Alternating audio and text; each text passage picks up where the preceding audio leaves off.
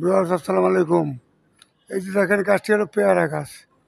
তো পেয়ারা গাছের পাতা, এই যে কচি পাতা, এটা যদি আপনি ভিজাইয়া গরম পানিতে লবণ দিয়া সেদ্ধ করিয়া আপনি দাঁতে ব্যথার জন্য খেতে পারেন। দাঁতে ব্যথা থাকবে না, দাঁতে ফুলা থাকবে না।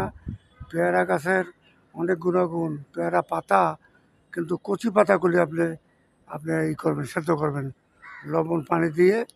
এবং এই পাতাগুলি এত কার্যকর, পেয়ারা পাতা অনেক কাজে লাগে। আপনি পেয়ারা গাছ আপনি আশেপাশে লাগাতে পারেন। পেয়ারা তো অনেকটা ভালো জিনিস, ভিটামিন সি। এই পাতাও কাজে লাগে। এই পাতা অনেক গুণাগুণ আছে এবং এই পাতাগুলি আপনার ঔষধি হিসেবে ব্যবহার করা হয়। এটা হার্বাল মেডিসিন এবং ন্যাচারাল হার্বাল, যেটা আপনার ঘরের পাশেই আছে পেয়ারা গাছ। পেয়ারাও খেতে পারেন, আপনার জরুরি কাজেও লাগবে বলি। আসসালামু আলাইকুম।